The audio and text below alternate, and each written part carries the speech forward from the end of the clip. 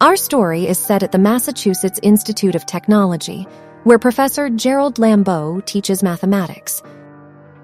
At the end of his lecture, he presents an exciting challenge to his students. He plans to post a challenging math problem on the board outside the classroom and promises recognition in the MIT Tech publication to whoever manages to solve it. Due to its difficulty, the students are given the entire semester to work on the problem. After class, an MIT janitor named Will Hunting takes a keen interest in the problem. Later at home, he turns his bathroom mirror into a makeshift blackboard and starts tackling the complex equation. Finding himself alone in the hallway the next day, Will jots down the solution to the problem on the board. Away from MIT, Will spends his free time hanging out with friends and occasionally grabbing drinks. One day, while watching a children's baseball game, he recognizes a man who used to bully him in school. This encounter leads to a confrontation that ends with Will overpowering his old tormentor, but getting arrested for lashing out at a police officer during the incident.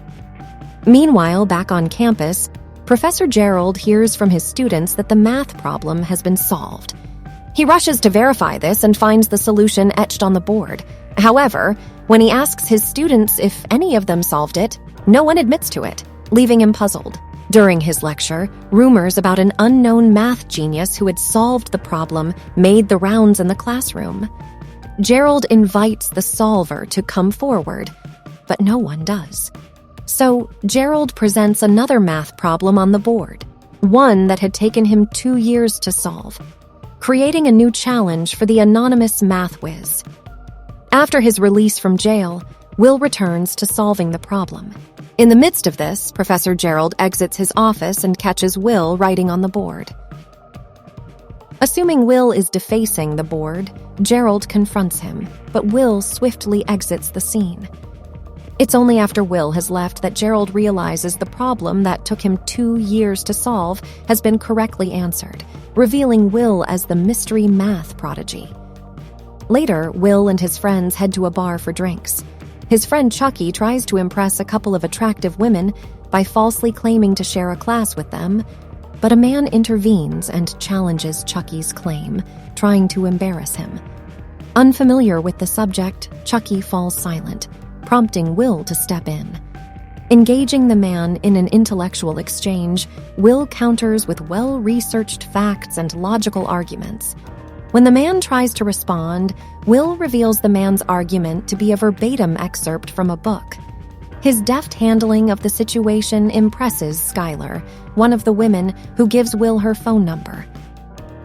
Meanwhile, Professor Gerald is determined to find the janitor who solved his math problem. After inquiring with several people, he learns Will's identity. Gerald appears at Will's court hearing for assaulting a police officer. Despite his defense, Will finds no favor with the judge, who references his record of petty theft and assaults. Unable to overlook Will's history, the judge sets bail at $50,000, leading to Will's return to jail. Gerald visits him with an offer. He claims to have spoken with the judge and offers to secure Will's release on 2 conditions, one of which is that Will attend his mathematics class. The second condition Professor Gerald lays out is that Will must undergo therapeutic counseling. Initially scoffing at the idea, Will, to avoid further jail time, eventually agrees to both conditions. He begins attending math classes under Professor Gerald, whose admiration for Will's intellectual prowess grows. However, attending therapy proves more difficult. Will resists engaging with several therapists, reading their published works overnight, and then mocking them during the sessions.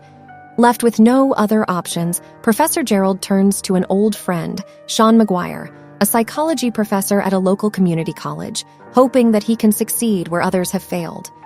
Initially reluctant due to his busy schedule, Sean is persuaded by Gerald's insistence that his counseling could significantly impact Will's life, given his exceptional intelligence.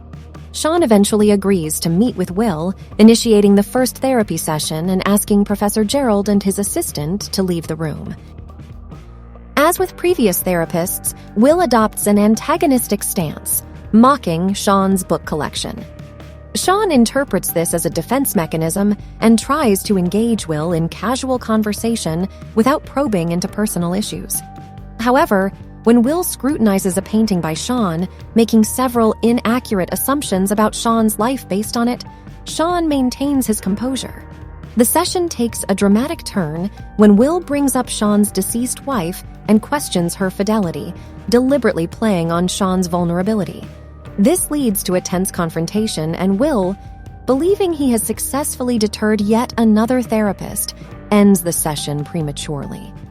Witnessing the altercation, Professor Gerald assumes that Sean will refuse to continue working with Will, but to his surprise, Sean insists on continuing the therapy sessions, planning to meet with Will again the following week. After his counseling session, Will goes on a date with Skyler. During their time together, he learns that Skyler comes from a wealthy family and is a student at Harvard. The date ends on a high note with a goodnight kiss. When Will meets Sean for their next therapy session, Sean invites him to a nearby park for a chat. Sean reflects on Will's critique of his painting and acknowledges that just as Will shouldn't make assumptions based on a few art books, he can't truly understand Will's problems merely because he holds a degree in psychology. He suggests that Will's reluctance to share might stem from a fear of vulnerability, but gently insists that he needs to confront this fear to truly experience life. Returning to his regular life, Will is picked up by his friend Chucky for their construction job. He contemplates calling Skyler, but hesitates due to his fear. His following therapy sessions with Sean begin in silence. It's not until their fourth session that Will breaks the silence with a joke. Seeing an opening, Sean asks about his love life. Will opens up about Skyler and his fears of ruining things with her because he believes she's too good for him. To help Will see things differently, Sean shares a humorous and endearing story about his late wife, who, despite being the love of his life, had her quirks. This lightens the mood, prompting a shared bout of laughter and forging a bond between the two. Will begins to feel more at ease with Sean, ending the session on a note of mutual understanding and respect. Sean encourages Will to not let the fear of inadequacy prevent him from pursuing a relationship with Skyler. Will becomes so engrossed in Sean's advice that he forgets the session has ended until he is gently reminded. Encouraged by Sean's words, Will goes to Skyler's dorm and asks her out again. Skyler says she wants to go out with him, but she has a very complex problem to solve, which can take her hours or even days. Will cannot wait anymore to see her, so he solves the problem on a napkin and he hands it over to her. Free from her issue, they embark on their second date, where Skyler asks Will about his family, prompting him to fabricate a tale about having 12 brothers. Even though she has doubts, his quick recollection of the made-up names convinces her. During a therapy session, Will asks Sean if he has ever regretted the choices he made in his life, particularly after his wife's death. In response, Sean shares a pivotal memory. Instead of going to a famous baseball game, he chose to spend that time with the woman who would become his wife. Sean insists that, despite what happened afterward, he has never regretted that decision. Later, Skyler wishes to meet Will's friends and family, to which he reluctantly agrees despite his previous false claims about his family. During their meetup at a bar, Skyler easily mixes with his friends, while Professor Gerald discusses Will's mental progress with Sean. Gerald reveals his plans to arrange job interviews for Will at prestigious mathematical institutions, asserting that he could achieve great success in mathematics once Will's issues are addressed. Sean argues that they should respect Will's career choices rather than forcing their decisions on him. However, Gerald is firm in his belief not to let Will's talent go to waste. Will, on the other hand, has his friend Chucky attend the interview in his place, showing his lack of interest in such a job. When Skyler suggests they move to California together, Will's fears take over, and he declines. In the ensuing argument, Will's dishonesty about his family and fear of commitment comes to light. In a fit of anger, Will reveals his past, narrating his traumatic childhood as an orphan and the abuse he suffered in foster homes. Despite Skyler's offer to support him, Will rejects her, expressing his fear of losing loved ones. To safeguard his emotions, he denies his love for Skyler and leaves her in tears. Pushed by Professor Gerald, Will goes to a job interview, but without any real interest in getting the job. During therapy with Sean, he confesses his deepest trust in Chucky. Sean emphasizes that while Chucky would go to great lengths for Will, he wouldn't truly understand his profound emotions. When asked about his future plans, Will sees himself as a construction worker in Boston. Sean questions this complacency, warning Will about the risk of missing out on potential opportunities. However, when Sean asks Will about his real ambitions, Will jokingly answers, "Wants to be a shepherd." Noting his lack of sincerity, Sean demands honesty from him and ends the session when Will refuses to comply. Just before Skyler leaves for California, Will calls to say goodbye. Hoping for a reconciliation, Skyler confesses her love, but fear-ridden Will doesn't reciprocate. In conversation with Chucky, Will reveals his plan to remain unemployed, his breakup with Skyler, and his desire to stay in Boston, working with Chucky. Disturbed by his friend's wasted potential, Chucky confronts him about his choice. Chucky shares his heartfelt wish for Will to escape his current rut and find a meaningful purpose in life. At the same time, a heated argument unfolds between Professor Gerald and Sean regarding how best to guide Will. Sean insists that they shouldn't pressure Will or make choices on his behalf, taking into account his profound fear of abandonment and consequent hesitance to form close bonds.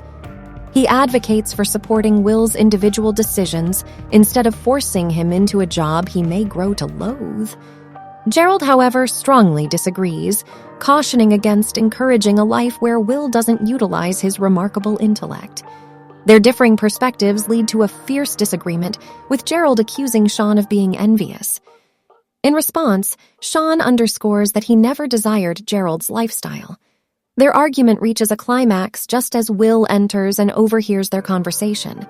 After Gerald leaves, Sean and Will start their session. They talk about the past abuses Will endured from his foster father, a situation Sean can empathize with due to his own abusive, alcoholic father. Sean consoles Will, constantly reminding him that the abuse wasn't his fault. Initially resistant, Will finally gives in to his feelings and, for the first time, openly grieves his past while in Sean's arms. This emotional breakthrough signifies a major turning point for Will, who decides to accept one of the job offers set up by Gerald. During a heartfelt farewell, Will expresses his wish to stay in touch, a sentiment Sean warmly reciprocates. His friends, Chucky, Billy, and Morgan, gift Will a car for his 21st birthday, an act Will appreciates even though it's not new. In a later meeting, Gerald apologizes to Sean for their earlier argument, leading to their making amends. Sean reveals his plans for a worldwide adventure, a declaration witnessed by Will from a distance before he leaves a letter for Sean and drives away. The next day, when Chucky arrives to pick up Will, he finds an empty house. This sight brings a smile to his face as he realizes Will has finally found his way in life. After reading the letter left by Will, Sean discovers that Will has chosen to travel to California to reunite with Skyler. The story wraps up with a glimpse of Will setting off on his journey to meet Skyler again.